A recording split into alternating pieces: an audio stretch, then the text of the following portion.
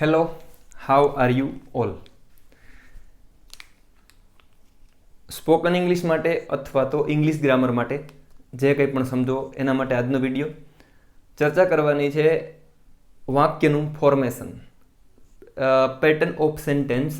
English અને ગુજરાતી ગ્રામરમાં વાક્યની રચના કયા પ્રકારની હોય અને ક્યાં તફાવત હોય છે.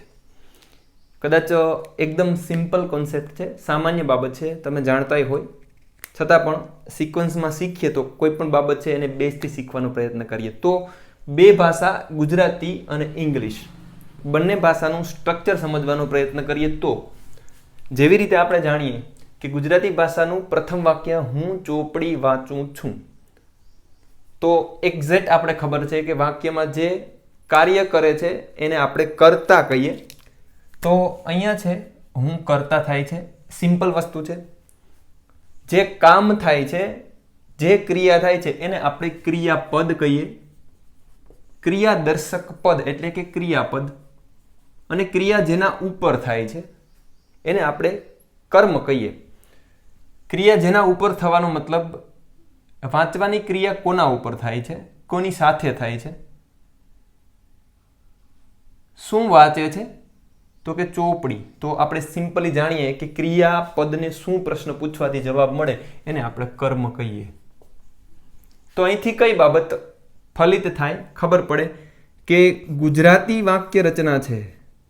ગુજરાતી વાક્ય રચનાની પેટર્ન કેવી છે કે પહેલા કર્તા આવશે, પ્લસ પછી કર્મ આવશે અને પ્લસ પછી આવશે ક્રિયાપદ. અહીંયા આપણે શું શીખીએ કે ગુજરાતી વાક્યની હકાર વાક્ય રચનામાં પહેલા કર્તા, પછી કર્મ અને પછી ક્રિયાપદ. પછીના વાક્ય ચકાસીએ. હું, ક્રિયાનો કરનાર કોણ છે? રમવાની ક્રિયા છે. કોણ રમે છે? હું, એટલે કર્તા. શું થાય છે ક્રિયામાં તો કે રમવાની, તો ક્રિયાપદ. રમું છું ક્રિયાપદ છે, ગુજરાતી વ્યાકરણ મુજબ સંયુક્ત ક્રિયાપદ છે, સહાયકારક ક્રિયાપદ. શું રમે છે? ક્રિકેટ. અહીંયા પણ ચકાસીએ. આમાં ક્રિયાપદ કઈ છે? ખાવાની. શું ખાવાની વાત છે? કેરીઓ ખાવાની વાત છે, તો આ કર્મ થઈ ગયું. કોણ ખાય છે તો કે તમે. તો ક્રિયાપદને કોણ પ્રશ્ન પૂછવાથી કર્તા મળશે, ક્રિયાપદને કોણ પ્રશ્ન, ફરી વખત રિપીટ કરું, ક્રિયાપદને કોણ પ્રશ્ન પૂછવાથી મળશે એનો કર્તા. જાણીએ સારી રીતે તો હું અહીંયા કર્તા થાય છે. ક્રિયાપદને શું પ્રશ્ન પૂછવાથી, મતલબ કે શું ખાય છે, તો આપણે એનાથી એનું કર્મ મળશે. સપોઝ માની લો કે એટલું જ વાક્ય છે કે હું વાંચું છું, તો એનું ઇંગ્લિશ થશે આઈ રીડ. શું વાંચે છે? કંઈ નથી. તો ત્યાં કર્મ નહીં હોય તો આપણે એને કેવું કહેશું? અકર્મક કહેશું. તો આ વાત હતી કર્તા. Duster is very dirty.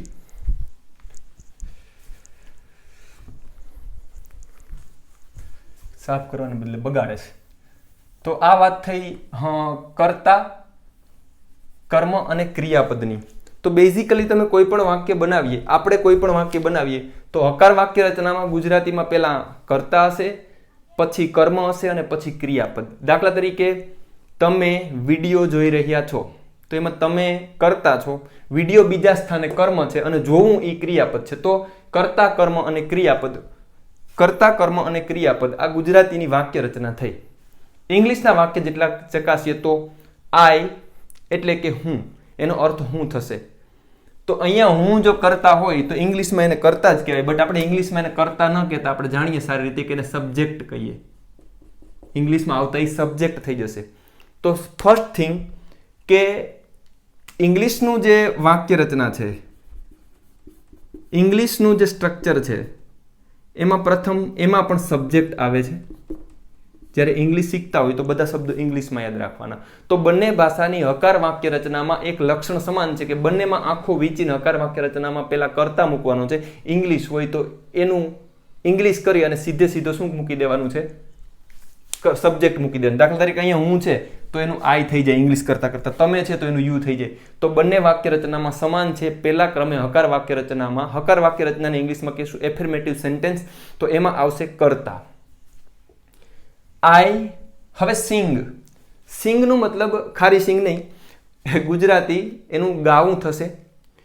તો બીજા સ્થાને ગાવું. હવે હું ગીત ગાઉં છું, અહીંયા વાક્ય રચના એવી હોય કે હું ગીત ગાઉં છું, તો ગાવું છે એ ક્રિયાપદ થશે.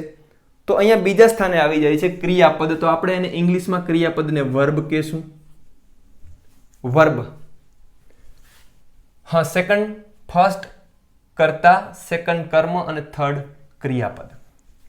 અહીંયા પણ ફર્સ્ટ કર્તા એટલે કે સબ્જેક્ટ બટ ચેન્જ થઈ જાય છે, બીજા સ્થાને આવી જાય છે વર્બ. ઇંગ્લિશ ભાષામાં બીજા સ્થાને આપણે કર્મને નહીં લઈએ, ઓબ્જેક્ટને નહીં લઈએ, વર્બને લેશું. અહીંયાથી ઇંગ્લિશ અને ગુજરાતી ભાષા વચ્ચે મોટો ગેપ ઉત્પન્ન થઈ જાય છે. એના કારણે જ ઇંગ્લિશ અને ગુજરાતીને ટ્રાન્સલેટ કરવામાં, ગુજરાતીમાંથી ઇંગ્લિશમાં ટ્રાન્સલેટ કરવામાં મુશ્કેલી ઊભી થતી હોય, અથવા તો ઇંગ્લિશ શીખવામાં પણ મુશ્કેલી ઊભી થાય. એનું એક મેઇન રીઝન આ છે. Subject verb. હવે સોંગ એટલે કે ગીત, જો અહીંયા હોય તો આપણે એને કર્મ કહીએ, તો અહીંયા ઓબ્જેક્ટ કહેશું આપણે ઇંગ્લિશમાં. ઓબ્જેક્ટ કહેશું, ઓબ્જેક્ટ કે જે ત્રીજા સ્થાને આવે છે, ઓબ્જેક્ટ. તો ઇંગ્લિશની પેટર્ન કેવી થઈ? Subject, verb and object. Subject, verb and object. અહીંયા ડેઈલી શબ્દ છે એ રોજબરોજની ક્રિયા માટે ક્રિયા દર્શક શબ્દ છે, કે કોઈ ઘટના છે એ ક્યારે થાય છે, ઘટનાનો સમય દર્શાવે છે, એટલે આપણે એને એડવર્બ કહેશું. ક્રિયા વિશેષણ છે, એમાં નહીં પડીએ, આપણો કોન્સેપ્ટ અત્યારે નથી. અત્યારે આપણે જોઈએ છે માત્ર ને માત્ર ગુજરાતી અને ઇંગ્લિશની પેટર્ન, સ્ટ્રક્ચર. તો ઇંગ્લિશમાં યાદ રાખીએ કે પહેલા સબ્જેક્ટ, પછી વર્બ અને પછી ઓબ્જેક્ટ. ગુજરાતીમાં યાદ રાખીએ કે પહેલા કર્તા, કર્મ અને ક્રિયાપદ. ઇંગ્લિશમાં કહેવા જાય તો subject, object and verb. Clear એટલી બાબત? હવે કોઈ પણ સેન્ટેન્સનું આપણે ઇંગ્લિશમાંથી ગુજરાતી કરવું અને ગુજરાતીમાંથી ઇંગ્લિશ કરવું, તો કેટલી બાબતોને ધ્યાનમાં રાખવાની. સપોઝ આ વાક્યનું આપણે ઇંગ્લિશ કરવું છે, તો ઇંગ્લિશ ભાષાનું, ગુજરાતી ભાષાનું ઇંગ્લિશ ગુજરાતીના સ્ટ્રક્ચર મુજબ કરીએ તો કેવી પરિસ્થિતિ સર્જાય. સપોઝ આવી રીતે આપણે ઇંગ્લિશને ટ્રાન્સલેટ કરીએ, આઈ બુક રીડ. આ સીધે સીધું બેઠે બેઠું આપણે ઇંગ્લિશ કર્યું, બટ આઈ બુક રીડ છે એ ખોટું પડે. કેમ કે ગુજરાતી વાક્ય રચનાનું જે સ્ટ્રક્ચર છે, કર્તા, કર્મ અને ક્રિયાપદ, એનું આપણે ઇંગ્લિશ ગુજરાતીના સ્ટ્રક્ચર મુજબ ના કરી શકીએ, આપણે એને ઇંગ્લિશના સ્ટ્રક્ચર મુજબ કરવું પડે. તો હવે ઇંગ્લિશ આપણે કરીએ છીએ, બસ સ્ટ્રક્ચરને ધ્યાનમાં રાખવાનું છે, ગુજરાતીના નહીં ઇંગ્લિશના. તો પહેલા કોણ છે? સબ્જેક્ટ છે. તો આ વાક્યમાંથી સબ્જેક્ટ એટલે કર્તાને ગોતવાનો છે. કોણ કર્તા થયો આપણો? તો કે આઈ. બીજા સ્થાને કોણ છે? વર્બ. તો ગુજરાતીમાંથી આપણે બીજી જગ્યાએ ક્રિયાપદ છે એને ગોતવાનું છે. તો વાંચવાનું ઇંગ્લિશ થશે રીડ, આઈ રીડ. અને શું વાંચવાની વાત થાય છે? અહીંયા ઓબ્જેક્ટની વાત છે. તો ગુજરાતીના વાક્યમાંથી આપણે કર્મ ગોતશું, એ બુક છે. તો આઈ રીડ બુક. આ થઈ ગયું ઇંગ્લિશ. હવે ઇંગ્લિશનું સેન્ટેન્સ છે એને ગુજરાતી આપણે કરવું છે, તો ઇંગ્લિશના સ્ટ્રક્ચર મુજબ એનું ગુજરાતી કરવા જઈએ તો કેવી પરિસ્થિતિ સર્જાય? આઈનું ગુજરાતી કરીએ હું, સિંગનું ગુજરાતી કરીએ ગાઉં, અને સોંગનું કરશું ગીત રોજ. હું ગાઉં ગીત રોજ. વાક્ય છે એ યોગ્ય રીતે ગુજરાતીમાં ટ્રાન્સલેટ નથી થયું. કેમ કે ઇંગ્લિશના સ્ટ્રક્ચર મુજબ આપણે ગુજરાતીનું ટ્રાન્સલેશન કર્યું છે, એટલા માટે. તો અહીંયા ગુજરાતી કરવા માટે ગુજરાતીના સ્ટ્રક્ચરને ધ્યાને લઈશું. ગુજરાતીનું સ્ટ્રક્ચર કેવું છે કે પહેલા કર્તા છે, સબ્જેક્ટ છે દરેક જગ્યાએ, તો આનું તો આપણે ગુજરાતી બેઠું બેઠું કરી શકીએ કે હું. બીજા સ્થાને કર્મ છે, તો આ વાક્યમાંથી આપણે ઓબ્જેક્ટને શોધવાનું છે. ઓબ્જેક્ટ અહીંયા છે, સોંગ આપણું ઓબ્જેક્ટ છે. તો હું, સોંગને આપણે ગુજરાતીમાં હું ગીત. સિંગ એનું વર્બ છે, તો અંતે વર્બ લેશું. ગુજરાતીમાં અંતે વર્બ લેશું, મતલબ કે ક્રિયાપદ અંતે આવશે. હું ગીત ગાઉં છું. હું જે ડેઈલી વાળો શબ્દ છે રોજ માટે, એને અહીંયા મૂકવાનો હોય છે. હું રોજ ગીત ગાઉં છું. તો આ વાત થઈ ગુજરાતી અને ઇંગ્લિશના વાક્યોમાં તફાવતની. તો એક્ઝેક્ટ યાદ રાખીએ કે જ્યારે મારે ઇંગ્લિશનું ગુજરાતી કરવાનું છે અને ગુજરાતીનું ઇંગ્લિશ કરવાનું છે, તો બંનેના સ્ટ્રક્ચર અલગ પડી જશે. તો બસ બધા વાક્યોનું એક વખત ટ્રાન્સલેશન કરીને જોઈએ. અહીંયા હું ક્રિકેટ રમું છું, તો આઈ ક્રિકેટ આવશે? નહીં આવે. ઇંગ્લિશમાં બીજા સ્થાને કોણ છે? વર્બ છે. તો રમવા માટે આઈ પ્લે ક્રિકેટ. રાઈટ? તમે કેરીઓ ખાવ છો, તો યુનું યુ રહેશે. હવે ઇંગ્લિશ કરીએ છીએ તો બીજા સ્થાને શું આવે? વર્બ. ખાવા માટે you eat mangoes, MANGOES, mangoes. You eat mangoes. અહીંયા તો જોયું આપણે આઈ રીડ બુક્સ. કઈ શબ્દ હોય કે ડેઈલી એટસેટ્રા આગળ આવશે. આ બધા વાક્યોનું ગુજરાતી કરી દઈએ તો હું, કેમ કે કર્તા બંને સ્થાને એક જ છે, હું ગીત ગાઉં છું, હું ગીત ગાઉં છું. બીજા સ્થાને કોને લેવાનું છે? કર્મને. તો હું ગીત ગાઉં છું.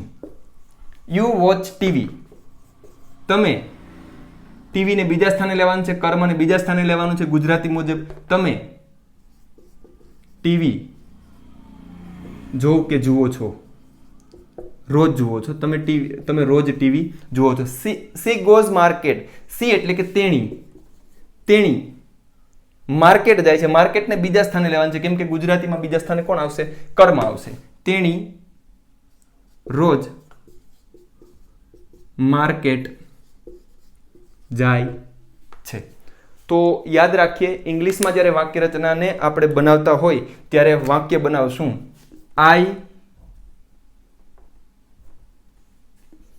સિંગ અ સોંગ ડેઈલી. આ સ્ટ્રક્ચર મુજબ પહેલા કરતા, પછી ક્રિયાપદ અને પછી કર્મ, મતલબ કે સબ્જેક્ટ, વર્બ એન્ડ ઓબ્જેક્ટ. ગુજરાતીમાં હું ગીત ગાઉં છું, અથવા તો ડેઈલીને લઈએ તો હું રોજ ગીત ગાઉં છું.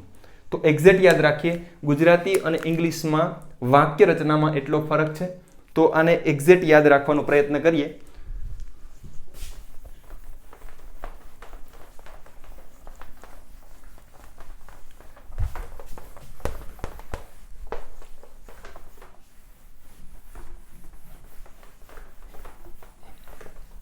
એક વાક્ય લખું છું. તમે વિડિયો જોવ છો. તમે વિડિયો જોવ છો. આપણે ગીત ગાઈએ છીએ.